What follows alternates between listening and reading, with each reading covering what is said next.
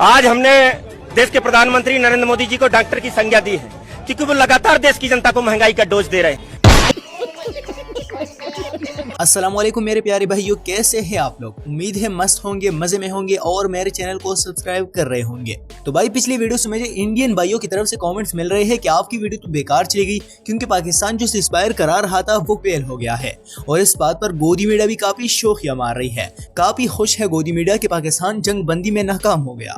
तो देखे मेरे भाई, सीज़फायर नाकाम होने का मतलब ये नहीं है कि ये पाकिस्तान की वजह से हुआ, बल्कि हर कोई जानता है कि पाकिस्तान ने पूरी कोशिश की, लेकिन दोनों मुल्कों की जो हालात है, जो लड़ाई है, वो 30-40 साल पुरानी है। अब ऐसा तो नहीं है ना कि ये एक झटके में ही सब कुछ नॉर्मल हो जाए, टाइम लगता है इसमें। लेकिन भाई इंडियन मीडिया ने जिस तरह पाकिस्तान को जलील किया है ना, जिस तरह गोदी मीडिया हमारा मजाक उड़ा रही है, सच में हम कुछ कह नहीं सकते, क्योंकि जलील वो हमें कर रही है, लेकिन दोती उनकी खुद की ही उतर रही है। अब मेजर गौरव आर्या को ही लीजिए। वकील आ गए भाई, इजराइल के वकील आ गए प्रोग्राम में। क्यों नहीं? हम इजराइल के भाई हैं। इजराइल के वकील नहीं है, हम इजराइल के सगे भाई हैं। देखो भाई, पहली बात तो इजराइल फादरलैंड है, ब्रदरलैंड नहीं।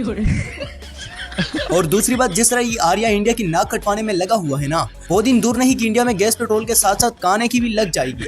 मतलब ये इतना कमकल है कि ये ओपनली बोल रहा है कि इजराइल हमारा भाई है, जबकि सबको पता है कि वो पादर है। और तो और ये इजराइल से लेबनान और गाजा पर मिसाइलें दागने की भी बात कर रहा है, क्योंकि वहाँ मुसलमान रहते हैं। और मैं सपोर्ट करता हूँ जो इजराइल कर रहा है लेबनान में, और मैं तो ये कह रहा हूँ कि 100 बम और मारे लेबनान के ऊपर और गाजा के ऊपर 50 और मारे। जबकि अगर देखा जाए तो इंडिया में ज्यादातर गैस पेट्रोल मुसलमान देशों से ही आता है, और जो इनका फादरलैंड है ना, वो गाय खाता है। और सबसे बड़ी बात, मूर्ति पूजा की भी खिलाफ है, लेकिन ये अंधभक्त फिर भी उनका ओपनली साथ दे रहे हैं। और सच में मुझे तो ये कहीं से भी रिटायर्ड आर्मी ऑफिसर नहीं लगते, बल्कि किसी जोकर कंपनी से लात मारकर निकालने वाला बंदर जरूर लगते हैं। ये अपने चैनल पर बैठकर कुछ भी बगे ही जाते हैं। ऑपरेशन सिंदूर जो कभी हुआ ही नहीं है, उसमें इस आर्या ने पाकिस्तान को लगभग खत्म ही कर दिया था। Fire to the Karachi port, आग लगा दो कराची में, फूंक डालो। अरे भसड़ी के। इतना ही नहीं, पाकिस्तानी आर्मी की हेड आसिम मुनीर को तो कब्जे में ही ले लिया था। मुनीर को कब्जे में लिया गया है, मुनीर को कब्जे में लिया गया है। सूत्रों के हवाले से खबर, बड़ी कैसा देश है ये पाकिस्तान भाई। आसिम मुनीर को हिरासत में लिया गया है। मतलब कुछ भी। गोदी मीडिया खुश इस बात पे है कि पाकिस्तान सीज़फायर करवाने में नाकाम हो गया, लेकिन यार बड़ी दुख के साथ उनकी इस खुशी में मैं थोड़ा सा खलल डालने वाला हूँ, क्योंकि खबर के मुताबिक मुज़ाकरात की राउंड 2 शुरू होने जा रहा है, जो फिर से इस्लामाबाद में होंगी। और इस बार शायद हो सकता है कि अनबख्तों की पिताश्री जी भी पाकिस्तान तशरीफ लाए, यानी एक बार फिर से गोदी मीडिया को मूत्र के आंसू रोना पड़ने वाला है। इंडिया का हर चैनल आज पाकिस्तान की वजह से चल रहा है। वहाँ अगर कहीं कोई कांड हो जाए तो उसमें पाकिस्तान मुलविस होता है। अगर मोदी जी का कभी पैर फिसल जाए तो उसमें पाकिस्तान की साजिश। मोदी जी को अगर कभी मच्छर काट जाए तो उसमें पाकिस्तान की साजिश। अब गोदी मीडिया ने दावा किया है कि इंडिया की नोएडा में जो मजदूर हिंसक प्रदर्शन कर रहे हैं, इसके पीछे पाकिस्तान का हाथ है। बात नोएडा की करते हैं। कर्मचारियों के प्रदर्शन को लेकर पाकिस्तान कनेक्शन सामने आया है। बताया जा रहा है कि पाक हैंडलर के इशारों पर गाड़ियों को जलाकर दंगा और हिंसा भड़काने की साजिश। मतलब जलील पाकिस्तान को करना है, लेकिन हो खुद ही रहे हैं। क्योंकि अगर इस खबर में थोड़ी सी भी सच्चाई है तो सालों ये तो आपकी पीएम के लिए बड़ी शर्म की बात है। उन्हें तो डूबकर मरना चाहिए कि पाकिस्तान में बैठकर हम भारत में बगावत की चिंगारी भड़का सकते हैं। और अगर ये खबर झूठी है तो फिर आपके जो प्रधानमंत्री है, उन्हें चाहिए कि अंबानी की जिस चैनल से ये झूठा दावा किया जा रहा है उसे बंद कर देना चाहिए, क्योंकि गोदी मीडिया ने खुद ही अपने पैरों पे कुल्हाड़ी मारी है। अब वो भुगतना तो पड़ेगा। क्या बात है सर, क्या बात है सर। आज ईरान की 38% आबादी गरीबी रेखा से नीचे है। 9 करोड़ की आबादी में 3 करोड़ 27 लाख लोग गरीबी, भुखमरी का सामना कर। बिल्कुल अंजना जी, आप तो इंडिया में नहीं न्यूयॉर्क में रहती है। और मोदी जी सिर्फ इंडिया के नहीं बल्कि अमेरिका की भी प्रधानमंत्री है। और सबसे बड़ी बात, भारत की जो गरीब भिखारी है ना, वो भी टेस्ला की साइबर ट्रकों में आकर भीख मांगते हैं। भारत गरीब थोड़ी ना है। और आपको क्या लगता है, इंडिया में जो 80 करोड़ लोग अनाज के लिए लाइनों में लगे हुए होते हैं वो गरीब है? हाँ। अरे नहीं रे पगले, वो लोग तो 80 करोड़ मल्टीनेशनल कंपनियों के मालकान है। क्यों अंजना जी? हाँ। सीज़फायर क्या नाकाम हो गया कि इंडिया वालों को तो मौका ही मिल गया पाकिस्तान को जलील करने का। अब गोदी मीडिया की चाइना की एक एंकर के साथ लाइव बात हो रही थी सीज़फायर नाकाम होने के बाद। उम्मीद तो यही थी कि वो जनाब पाकिस्तान के बारे में कुछ बुरा भला बोलेंगे ताकि हेडलाइंस जबरदस्त बने, लेकिन उल्टा उस महाशय ने पाकिस्तान की तारीफ ही कर दी, जिसके बाद गोदी मीडिया के इस एंकर का मुंह देखने लायक था। Thank you very much for having me. First of all, let's give a lot of credit to Pakistan for the good offices. Oh God, you know that blah blah blah blah blah blah. अरे यार, आपको किसने कहा था कि China हमारी बुराई करेगा? वहाँ के लोग आपकी तरह होशियार नहीं है, पढ़े लिखे नहीं है, आपकी तरह गोबर नहीं खाते। वहाँ के लोग, उनको इतना समझ नहीं है कि इस टाइम पर पाकिस्तान की तारीफ नहीं बेइज्जती करनी थी। लेकिन आप कर भी क्या सकते हैं हम?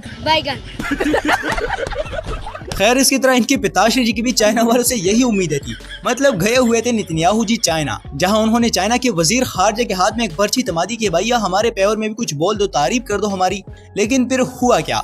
चाइना वाले तो अनपढ़ हैं, पर्ची में जो लिखा था वो उन्हें समझ नहीं आया और वो कागज उन्होंने वापस पकड़ा दी पास वाले को। इससे साफ जाहिर होता है कि हमारी तरह चाइना भी इजराइल को कोई देश नहीं मानता, लेकिन हमारे पड़ोसियों ने तो उसे बाप बना कर रखा हुआ है। सीजफायर के दौरान इंडिया के मशहूर पॉलिटिशियन संजय राउत ने ट्वीट किया और कहा कि देखो पाकिस्तान का पीएम कितना गरीब है, उनके पास इतना पैसा नहीं है कि वो जो बोर्ड था ना उस पे अपना या अपने आर्मी चीफ आसिम मुनीर का पिक्चर लगा सके। अरे यार, हमने गरीबी देखी है, हमारा पीएम आपकी पीएम की तरह अमीर थोड़ी ना है। मोदी जी की तो बात ही अलग है। पिछले 11 सालों में मोदी ने सिर्फ अपने विज्ञापन, अपने पोस्टर्स पे 10,000 करोड़ का खर्चा किया है। मोदी जी तो अगर कहीं टॉयलेट भी बना देना तो उसके ऊपर नीचे अंदर यहाँ तक कि गटर के अंदर भी अपना पोस्टर चिपका देते हैं। यार क्या है इनके प्रधानमंत्री के नाम पे, मुझे तो हंसी आने लगी। तो लेने के देने पड़ गए। अब मोदी जी के बारे में हम क्या बोले? झूठ बोलो। नहीं, मोदी जी झूठ नहीं बोलेंगे, सच ही बोलेंगे।